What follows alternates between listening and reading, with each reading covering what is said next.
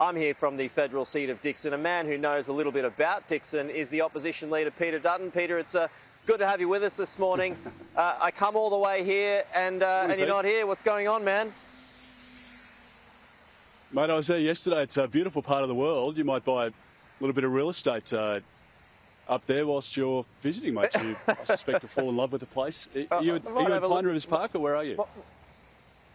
We are in Pine Rivers Park, yeah. We're just battling the sun at the moment, but it's nice to be here. Slightly chilly, but nevertheless. 24 hours to go, Peter. How are you feeling about things? Look, Peter, I feel good. I feel, that we've had a good reception as we've gone around. The pre-polling coming, the stories coming back from our candidates and our members is that there's been a very positive response, and I think Australians realise that this is a very important election. People can't afford 3 more years of Labor, and only the coalition can deliver strong economic management so that we can bring down the cost of living and the cost of inflation. We've got a plan to provide support to families straight away, the 25 cent a litre cut to fuel and the $1,200 tax rebate. But more than that, we've got a plan to fix up Labor's wrecking ball, which is the renewables only policy. We want to bring prices down of electricity, of gas, of groceries, and we can only do that if we fix up the energy system, and we do that through our East Coast gas reservation. It brings down the costs and it helps families live again. There are 30,000 small businesses who have collapsed over the last 3 years under this government, and Australians just can't afford 3 more years of a bad Labor government.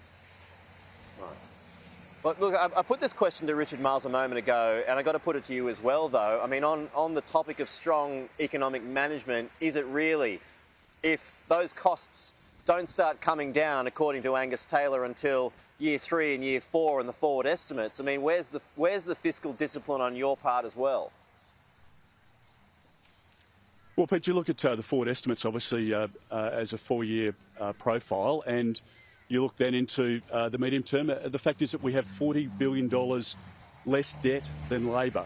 So that is a very significant starting point, because you have the ability to bring down interest rates if you can stop the reckless government spending. There's $425 billion of extra spending that this government's committed to, and that is what has driven up interest rates. Let's be very clear about it. Interest rates have come down by 0.25 of 1%, but they went up on 12 occasions under this Prime Minister. And the Prime Minister at the last election promised Australians that their mortgages would be cheaper. He promised $275 cut to electricity. It's up by $1,300. And families just can't afford 3 more years of a bad Labor government, particularly because it can only be a minority government with the Greens, and that just means a big taxing, spending government.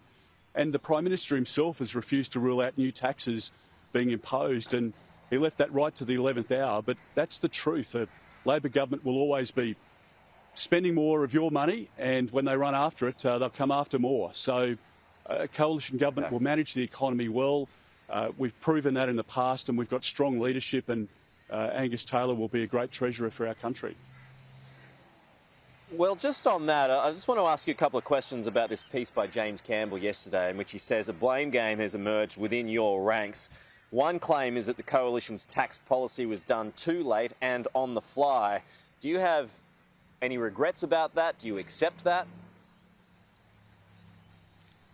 No, I don't accept it, but I think the Australian people could care less about, the insider stories. I think what they're interested in is who is best able to manage the economy and help their families, who is best able to keep our country safe, who's best able to restore the dream of home ownership for young Australians. And as we've demonstrated during the course of this campaign, we've got policies, very strong policies, to help young people into housing, to cut migration, to make sure that we stop foreign owners from competing against young Australians in purchasing homes.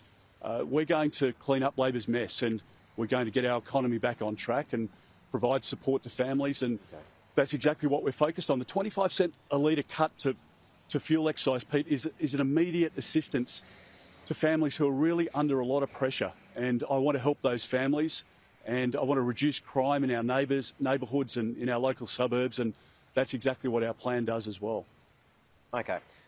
Another charge is that Angus Taylor had 3 years to write a tax policy. He didn't. He was too busy running for the leadership. Was that your belief? And does he have your support? Of course he has my support. I have full confidence, and he's been a fantastic shadow treasurer. Angus Taylor's somebody who's started businesses, he's run businesses. Jim Chalmers did his doctorate on Paul Keating, for goodness sake. No wonder we're in trouble. So we want a treasurer who understands how we can grow the economy, how we can increase productivity. That's exactly what Angus Taylor will bring to the table. And I was Assistant Treasurer to Peter Costello and worked very closely with both he and John Howard. I understand how to put budgets together and understand how to clean up Labor messes. We can, as we've demonstrated through our policies, we can provide the support to families that they need now, and we can build the economy so that we can have opportunity again for small businesses, and that's what a Liberal government will always do. Okay, there are just 24 hours to go now until the rest of Australia votes. Millions have already done so, but just reflecting on this campaign, Peter, you're first as a party leader. What score would you give yourself?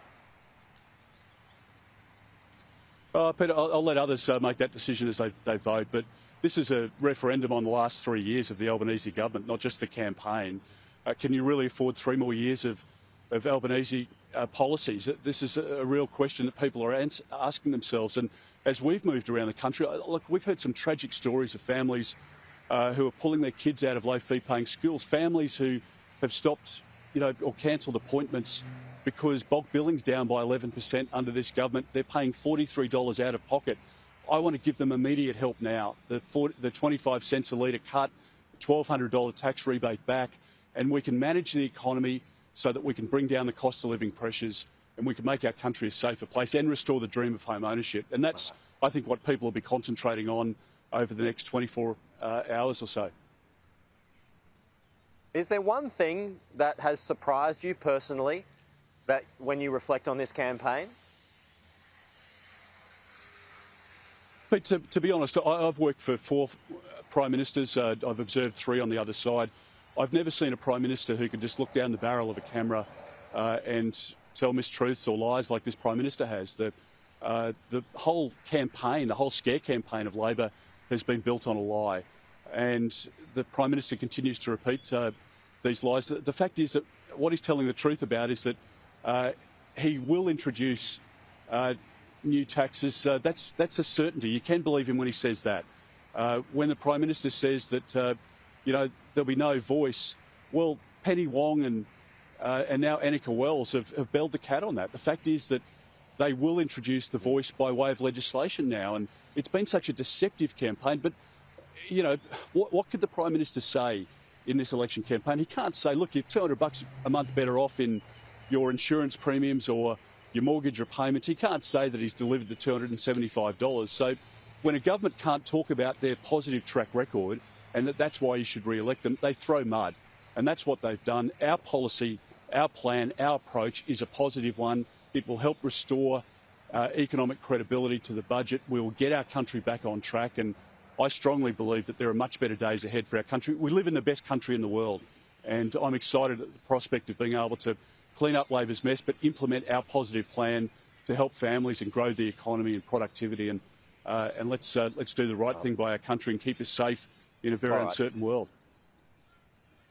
Well, I mean, you could probably add unrealised gains to that, which I think has huge question marks over it. I put that to Richard Miles in the last hour as well. I agree. We'll repeat some of that a little bit later on. But, Peter, just a final point here. You're the Labor candidate, Ailey France. You'll be coming up in the program later. I mean, the Prime Minister was here campaigning. Do you feel like you're in any danger of losing your seat here, Dixon? Well, Peter, I never take a vote for granted in my seat, and I'm always very grateful for the support that people provide to me. And we've held the seat since 2001. Before that, no one had held it for more than one term. But I've done a lot of hard work locally, helped a lot of families and local sporting clubs and organisations, and I'll continue to work hard. I know there's exit polling out at the moment, but that's notoriously inaccurate. In fact, at the last state election, the same polling analysis was out by about 6 or 8%.